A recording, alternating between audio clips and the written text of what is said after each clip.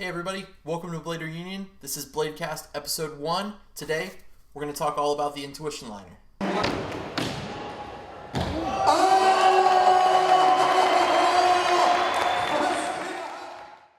Intuition skate liners. Let's talk a little bit about what they bring to the table, what's so different about them, and what to expect if you're going to get them.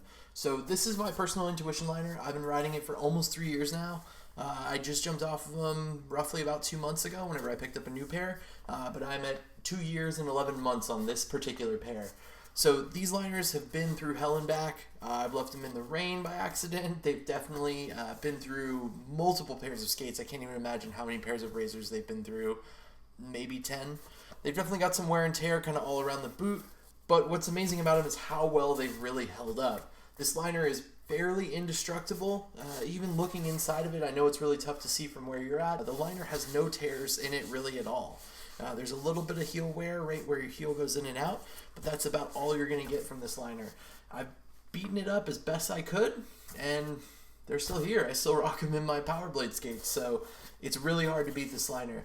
So overall, if you haven't seen this liner before, let's go through some of the features to expect whenever you're skating this liner. So the first thing you're going to take note of, I know the focus is a little tough whenever I get in close like this, is the heel pad. The heel pad itself is integrated into the bottom of the boot.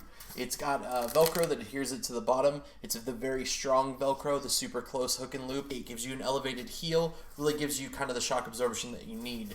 The other part about the base as well is it's a 2 to 4 millimeter thick base underneath the entire thing. So when you land on almost anything, it's kind of like sitting on a footbed, but there's no footbed inside the liner. Number 2 that you're going to look at is on the back of the skate. You kind of have what looks like a wing where your heel's going to fit into, and that's because it is a wing. So this is the wing that you're going to get with it. The wing itself Velcros onto the back of the skate, and there's 2 densities. This is 3 millimeter plastic, this is 5 millimeter plastic. The 5 millimeter is going to give you a more rigid feel, the 3 millimeter is going to give you a little more flex. Not by too much, but just enough. Both of them will sit inset here on the heel, and your heel's going to sit in the back of the liner, kind of cushioned and really grabbed in there, so you're not getting a lot of heel lift from the liner as well. The third thing you'll take note of is the lacing system in the front. This has the 3-hole lacing system, so one at the top, one in the middle, and one right at the 45 degree. The 45 degree is nice, really ratchets you into the liner, holds you tight. And doesn't let your foot come up. My personal preference, I usually leave this part of the laces loose, and then I tighten from the top up. This liner works great. It fits real well for my comfort there. And one little elastic strap to make sure the tongue's not popping free on you.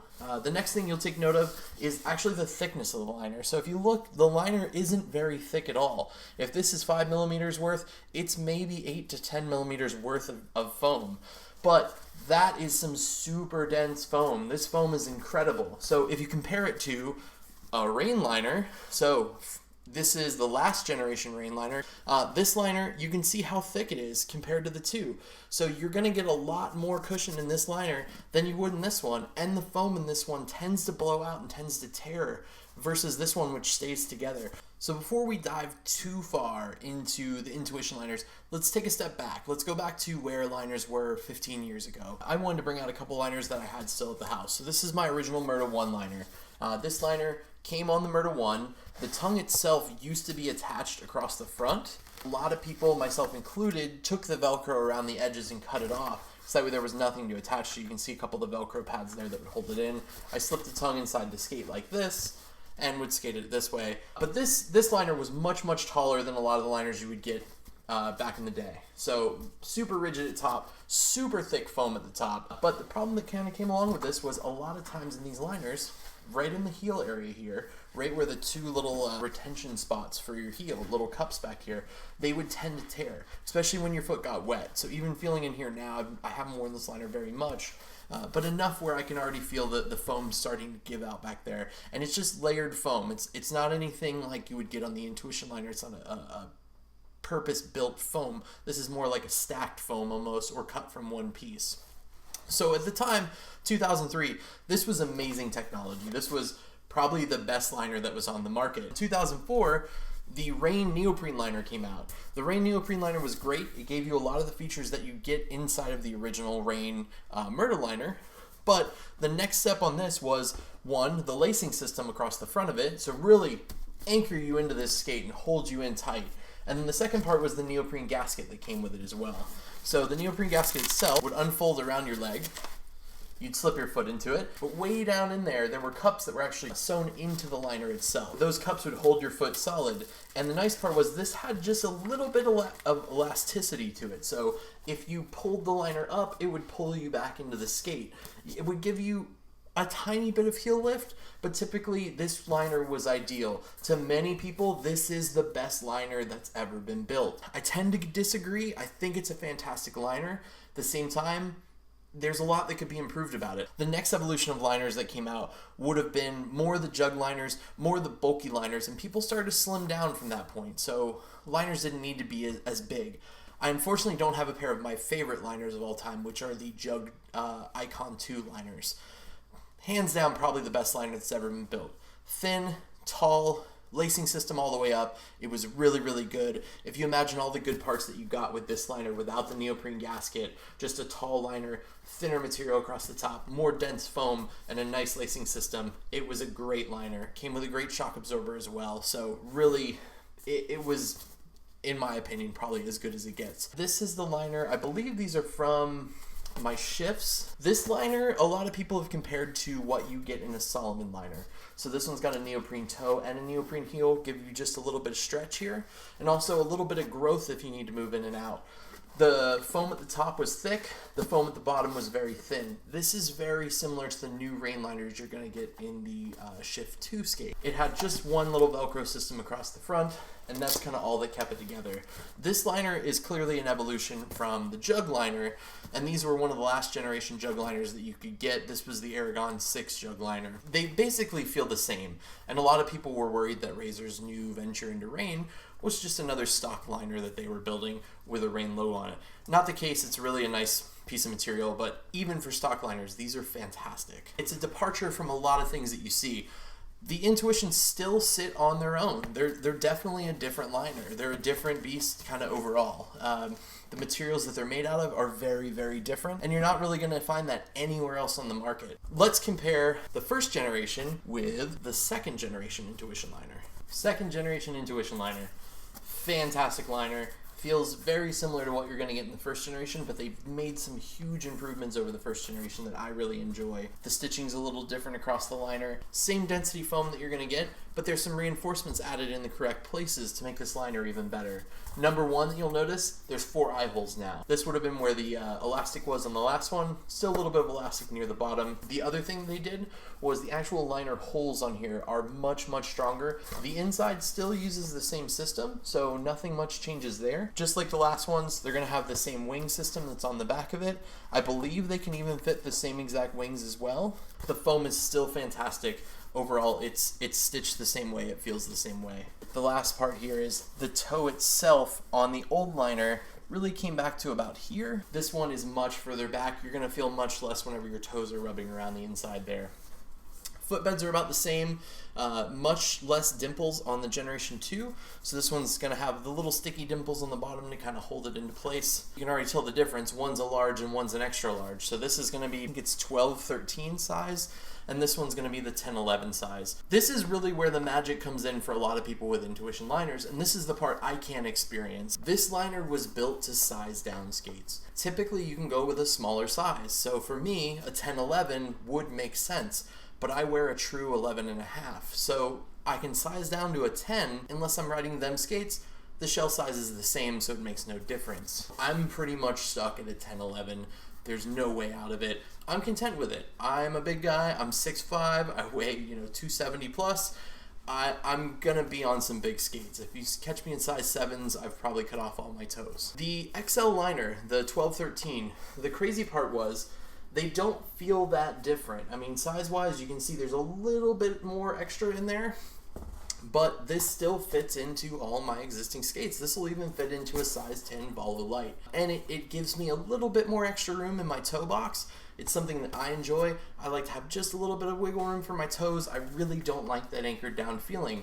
A lot of people do, and this liner excels at that. So if you're looking for a way to size down your liner, fit comfortably, and have something that really lasts and is really well built, this is your ticket. The thing that comes with this, though, is a price tag. The price tag on these liners, I know When they first came out, they're $200.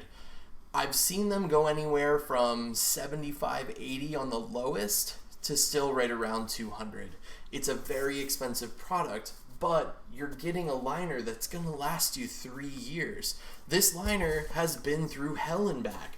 It is torn everywhere you look, but at the same time, it's indestructible inside. And it's not just one, both of them. They're both in the same condition. The tears that you see here are going to be from my cuffs on my razors, or from where the laces kind of overlap the lace holes on the razor boots. And even after all this time skating the black cuff pretty much exclusively, they're still fairly rigid. They still are hard to deform and hold in a different shape.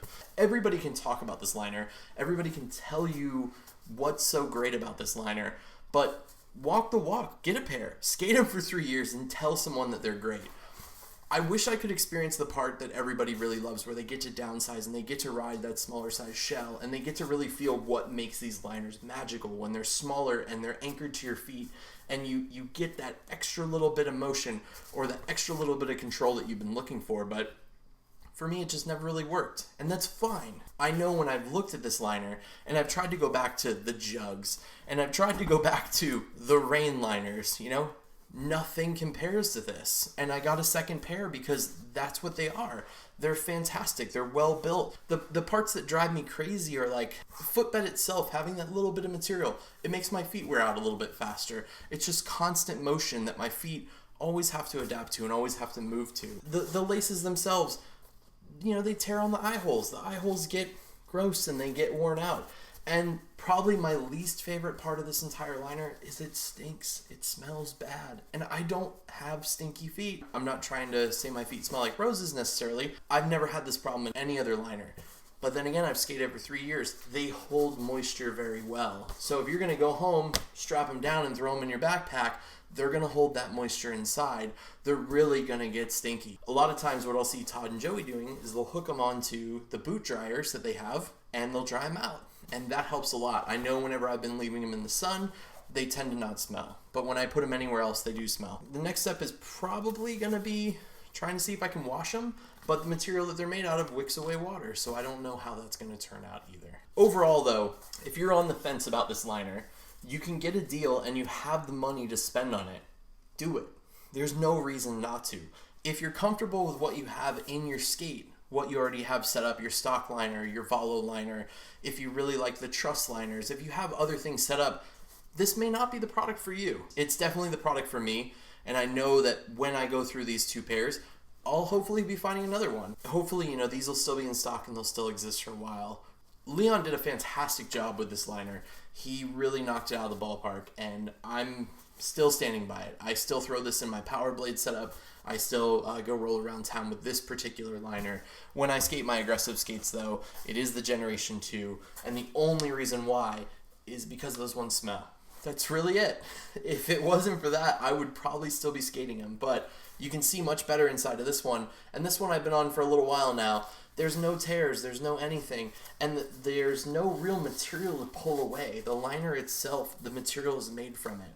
When you're looking at the jug liners or you're looking at the rain liners, the material floats on top of the foam, and it always gives it a chance to peel. It's spray glue, and then they mold it on top of it.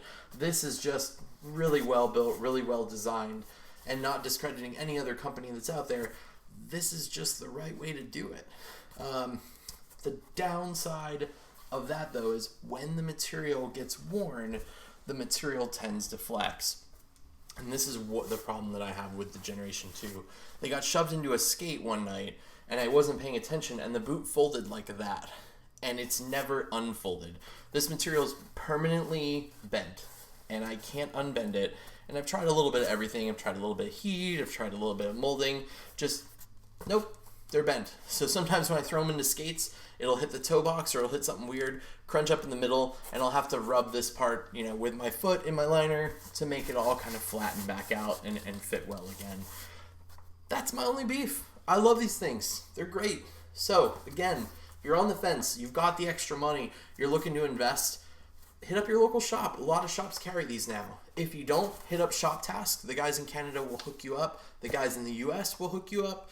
Doesn't matter where you get them from. They're a great, great product. Highly, highly recommend. I don't know what else to say about them. They're fantastic. Compare this to any other liner I own. I'll skate these every single day of the week. Well, that pretty much sums up what I wanted to talk about with the Intuition liners. Again, great liner. If you're on the fence, pick them up. If you got the money, pick them up. If you can't afford them, it's fine. I don't really know what you're missing if that's it. But if it's one of those purchases you have to have, you're going to find a way to do it. Just do it. Look on Blade Trade. Look anywhere else. Find a pair, pick them up. Hit up Shop Task. Hit up anybody you can. Find a pair of these liners. If you have any questions, put them in the comment section down below. I'm sure I'll get back to you and we'll talk more about it. Keep an eye out for the next episode. We're going to be talking to Andrew. He's the founder of Others Mobile. Others is going to be a mobile application for the iPhone. We're going to get into a little bit of the mystery of what Others is. So until next time, thanks everybody for tuning in. I'm Travis from BladerUnion.com. This is the Bladecast. Thanks again to everybody who's our Patreon subscribers and our backers. Check out BladerUnion.com. We keep updates all the time. We'll talk to you soon. Peace.